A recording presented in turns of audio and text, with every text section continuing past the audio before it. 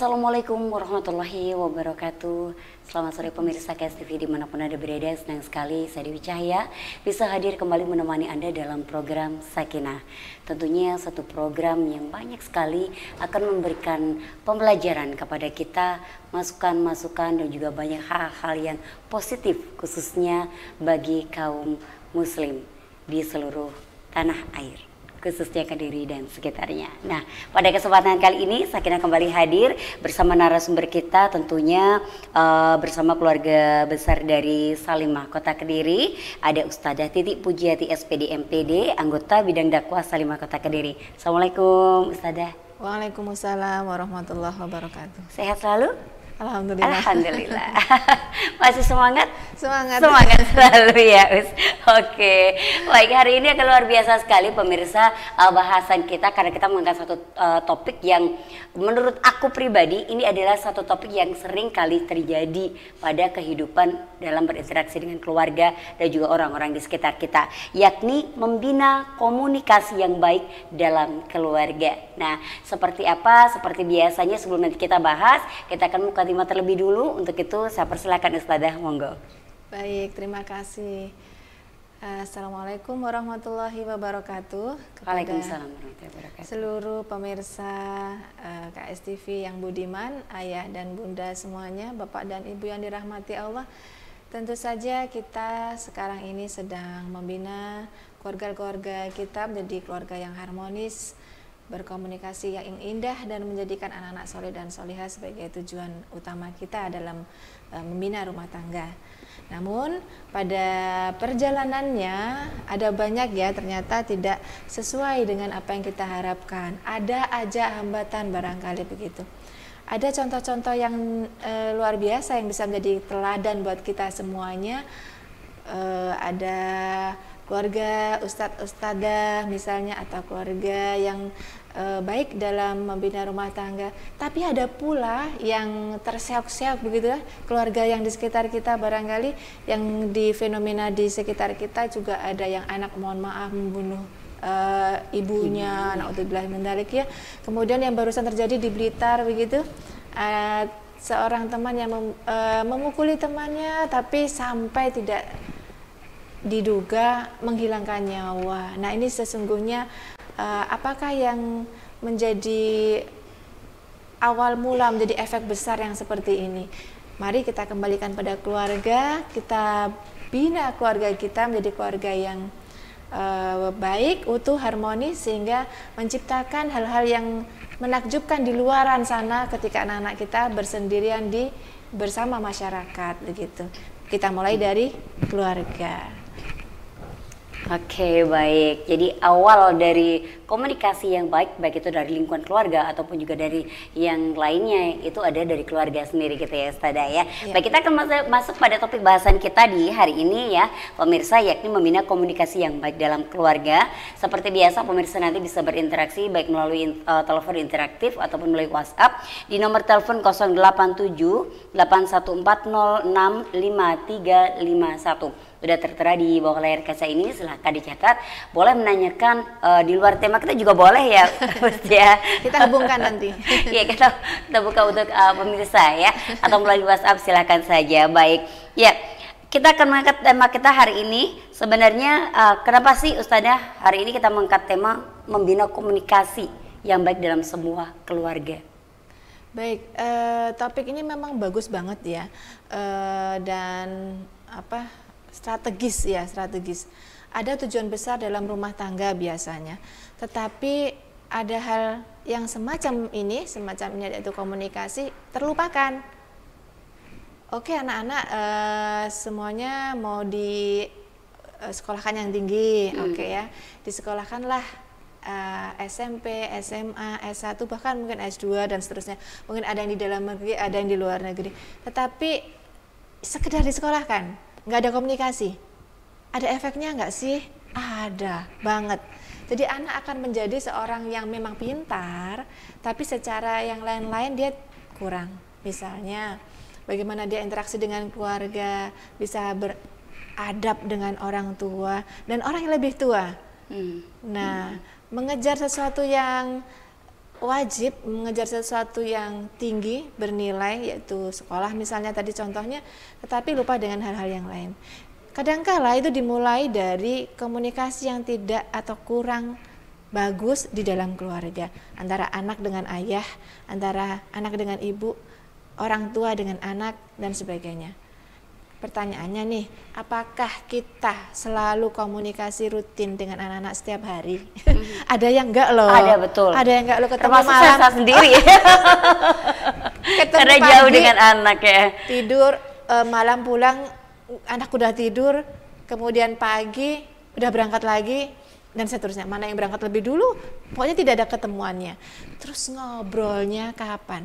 Padahal itu adalah sesuatu yang wajib hadir dalam suatu keluarga. Jika kita hendak membina keluarga, maka harus menyiapkan diri. Konsekuensi yang salah satunya ya adalah harus siap ngobrol nanti di keluarga itu. Kalau enggak, ntar ambil modal dulu, ancang-ancang dulu. Harus membina obrolan. Pasangan suami istri aja kalau nggak ngobrol bahaya loh. Iya, betul. Iya kan? Betul HP sekali. di password. Ya. Ada apa Tapi sih? tidak ada yang tahu. Password tapi tahu nggak apa-apa ya, nggak apa-apa. Tapi saling tahu, terbuka. Bayangkan, itu masih pasangan. Kalau anak nggak terbuka dengan orang tuanya,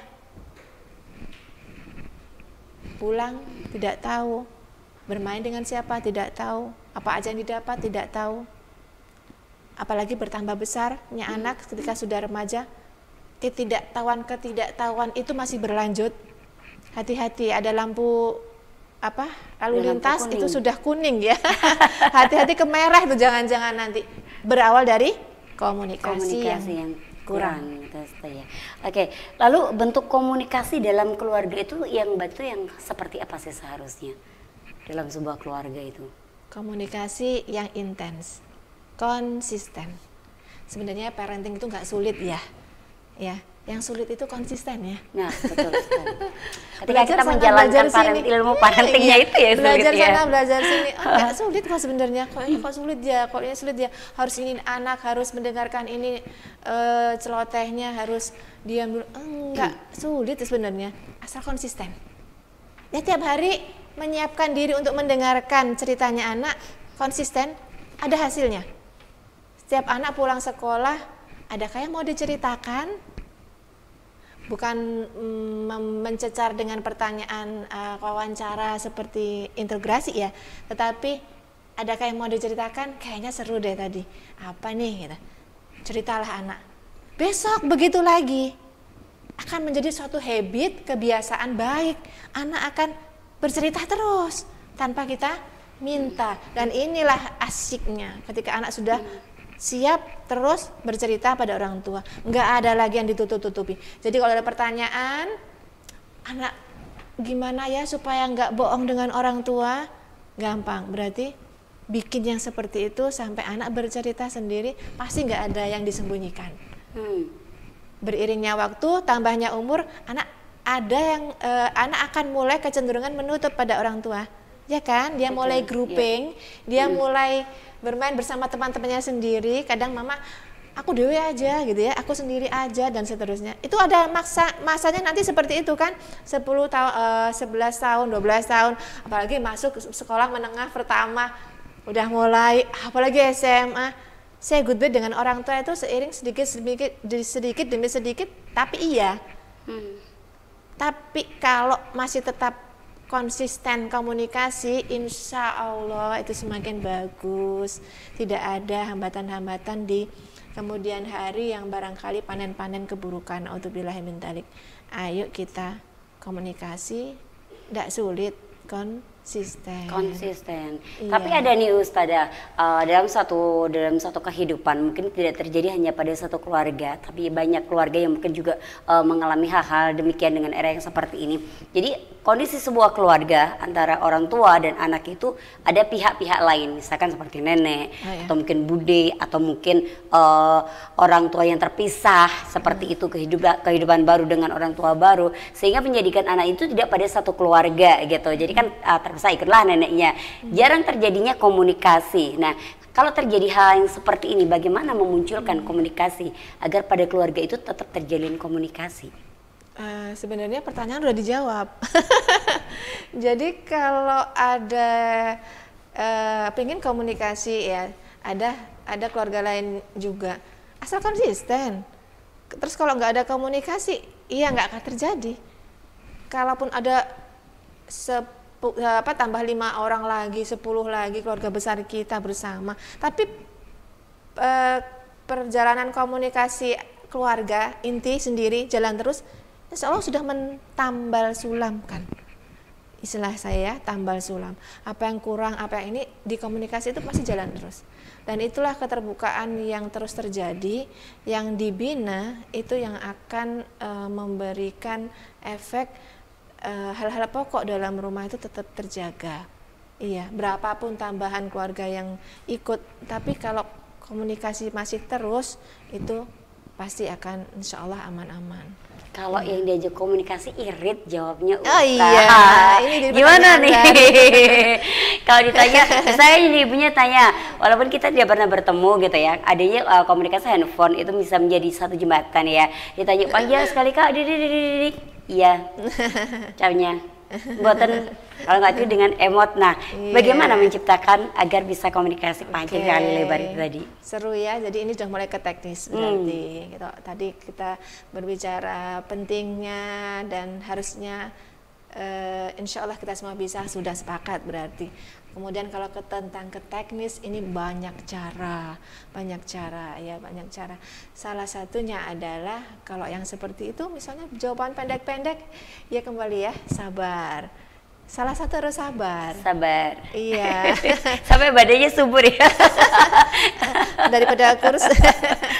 Iya kan? Sabar. Mungkin kita adakan framing di kepala kita ya. Mungkin buru-buru, mungkin ya model komunikasinya memang begitu, tapi bukan berarti dia nggak enak sama kita, lagi ngapain kita, enggak, mungkin apalagi gitu ya, banyak kemungkinan yang harus kita tampilkan sehingga tidak penuh dengan buruk sangka gitu ya. Yang penting kitanya, yang penting fokus ke kitanya berlaku yang bagus ya. Kaulan perkataan itu kadang menggelincirkan memang.